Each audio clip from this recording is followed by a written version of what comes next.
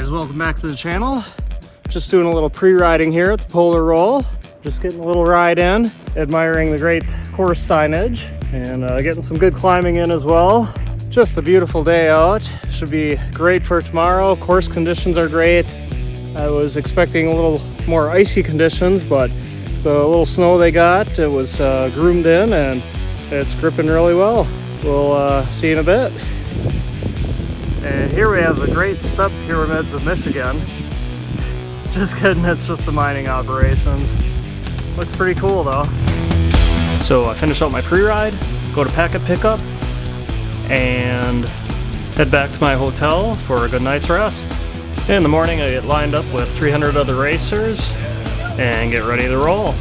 My goals for the race are getting top 3. I know that Corey's going to be one of my main competitors, so I'll make sure to stick with him and we'll see what shakes out.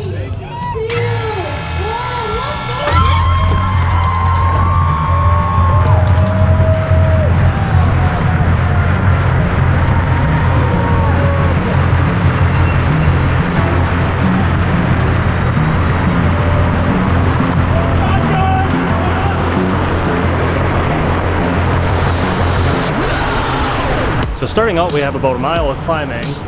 So I just make sure to pace myself because I don't want to blow myself up here, but I do want to stick with the leaders. So we make our way up Hill Street and then into the single track.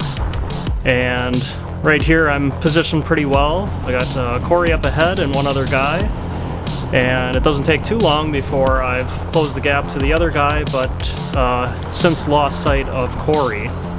At this point, the guy looks back, and I take that opportunity to pass as I feel that I'm quicker in the single track than he is, and then start putting distance between myself and him, and hopefully start gaining some distance back on Corey.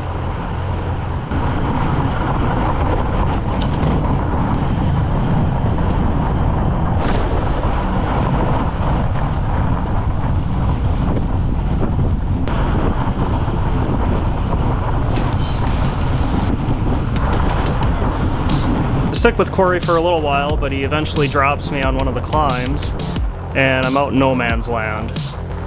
I ride by myself for about 30 minutes here in second place until Cole House catches me from behind.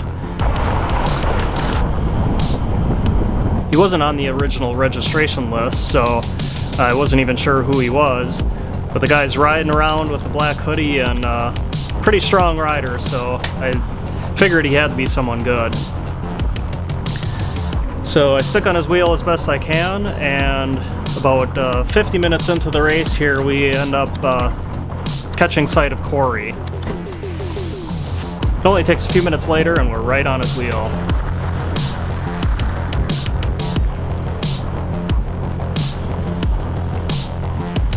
It seems like Corey's starting to slow down a little bit, and definitely going slower in the single track. We all ride together as a pack of 3 until about 18 miles into the race. My GoPro battery died about 15 miles into the race, so that's all the footage I have, but I'll talk about the rest of the race and what occurred. At about mile 18, Corey ends up taking a wrong turn right in front of Cole and I. Cole yells at him that he's going the wrong way, but Corey doesn't hear him. Well, what was that turn? I was riding so hard, it's just like, so focused and just if I didn't have my GPS, I'd probably still be out there. Turns out Corey lost about 60 seconds of time on that wrong turn. I keep up with Cole till about the last 3 to 4 miles, but he starts to drop me in the single track, just because his handling skills are better than mine. I still try to keep sight of him through the single track and not let him get too far ahead. There's only about 1/8 of a mile once we get back out on the iron ore, and it's just not enough time to close down the gap. I see Cole up ahead, but he keeps looking back at me, and he's got enough distance that I couldn't close it down. I ended up finishing about 17 seconds behind him and in second place. Then about 2 minutes later, Corey ends up rolling in third. Well, that was pretty fun. Had a really great race today. Trails were insanely fast. Rolled in for a second place finish and really happy with that. And got some sweet hardware. If you like this race recap, please make sure you like and subscribe, and we'll be getting race footage from the upcoming races, Sweaty Yeti and the Fat Bike Berkey.